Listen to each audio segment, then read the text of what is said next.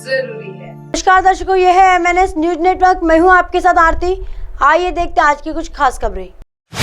चांदी का दरवाजा, सोने की चादर व 6000 से अधिक पांडुलिपियां भारत के प्राचीन मंदिरों में शुमार है। रघुनाथ मंदिर भारत के सबसे बड़े मंदिर परिसरों में से एक है।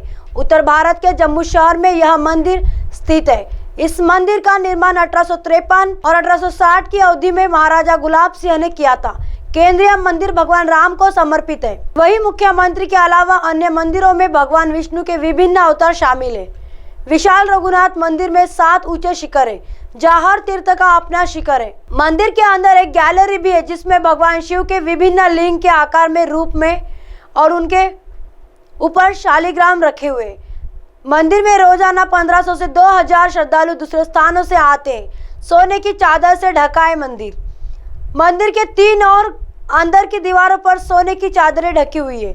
मुख्य मंदिर में लगे लकड़ी के दरवाजों को हटाकर इसमें चांदी का दरवाजा लगा दिया गया है। मंदिर के लिए चांदी से बने दरवाजे को जयपुर के कारीगरों ने तैयार किया है। इसे बनाने में तकरीबन 3 महीने लगे।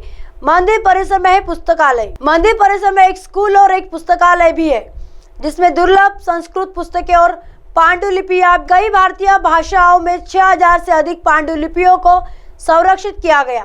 लोग बड़ी संख्या में इस मंदिर में देवता को श्रद्धांजलि अर्पित करने और भगवान से आशीर्वाद लेने के लिए आते हैं। मंदिर पर हुए थे आतंकी हमले। रघुनाथ मंदिर पर 2 आतंकी हमले हुए थे।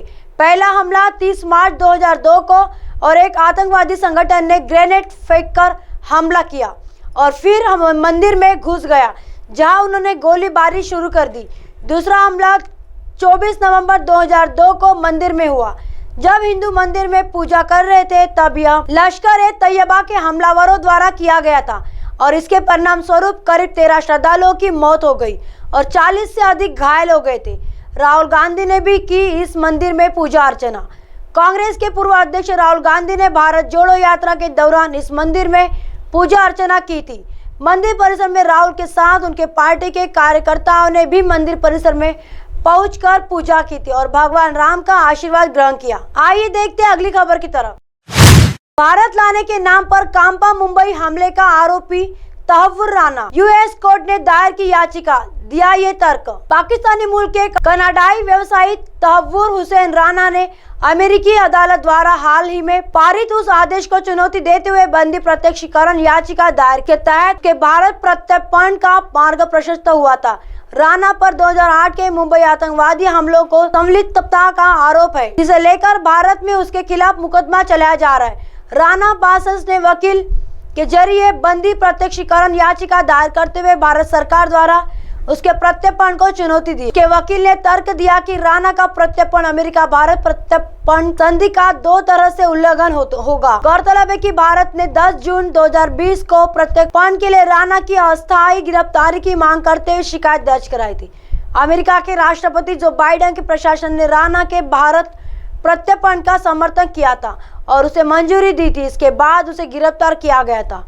राना अभी लॉस एंजलिस के मेट्रोपॉलिटन डिटेंशन सेंटर में बंद है। भारत में राष्ट्रीय अन्वेषण अभिकरण NIA पाकिस्तान आधारित लश्कर-ए-तैयबा के आतंकवादियों द्वारा 26 नवंबर 2008 को मुंबई में किए गए हमलों में राना की भूमिका की जांच कर रहा है। इन हमलों के दौरान अजमल कसाब नामक आतंकवादी जिंदा पकड़ा गया था, जिसे 21 नवंबर 2012 को भारत में फांसी की सजा सुनाई। बाकी आतंकवादियों को सुरक्षा बलों ने हमलों के दौरान ढेर कर दिया था। मुंबई आतंकवादी हमलों ने 6 अमेरिका नागरिक सहित कुल 167 लोगों की जान बचाई। आइए देखते हैं अगली खबर की तरफ। निषादों के नेता ने छोड़ा नीतीश का बंगला, अब डंके की चोट पर करेंगे राज। मुकेश साहनी ने सरकारी बंगला छोड़कर राजधानी के कंकड़बाग कॉलोनी इलाके में अपना नया आशियाना ढूंढ लिया। यहाँ पर विकासशील इंसान पार्टी का कार्यालय भी रहेगा। इसके लिए बकायदा किराए के 2 मकान भी दिए गए। साल 2022 में बीजेपी से अनबन होने के बाद मुकेश साहनी को नीतीश मंत्रिमंडल से बाहर होना पड़ा था। बाद में बिहार विधान परिषद की उनकी सदस्यता भी चली गई थी, लेकिन पिछले 1 साल से भी सरकार द्वारा आवंटित सरकारी बंगले में जमे हुए थे। नीतीश सरकार की तरफ से भी उन पर कभी इस बात का दबाव नहीं बनाया गया कि वह सरकारी बंगला खाली कर दे। यही कारण है कि मुकेश साहनी सार्वजनिक मंचों से नीतीश सरकार की आलोचना करने से गुरेज गए थे। हाल के दिनों में उन्हें केंद्र सरकार की तरफ से Y+ सुरक्षा दी गई, जिसको लेकर अटकलों का बाजार गर्म हो गया और कहा जाने लगा कि केंद्र की भाजपा सरकार लोकसभा चुनाव के मद्देनजर मुकेश साहनी पर मेहरबान है। राजनीति में मुकेश साहनी कितने अहम?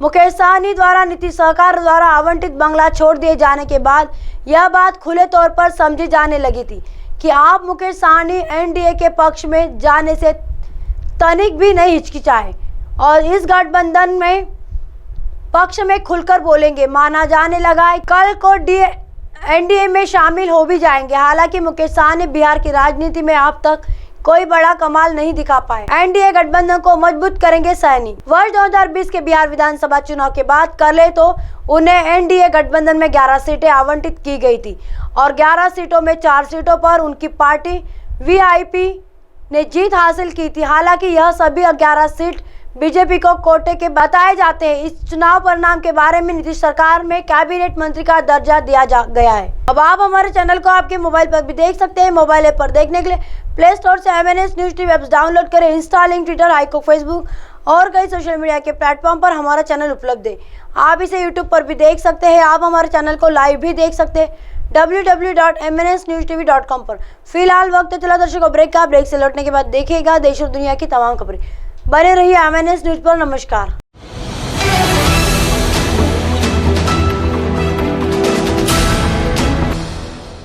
ये है MNS न्यूज नेटवर्क और आप देख रहे हैं MNS न्यूज।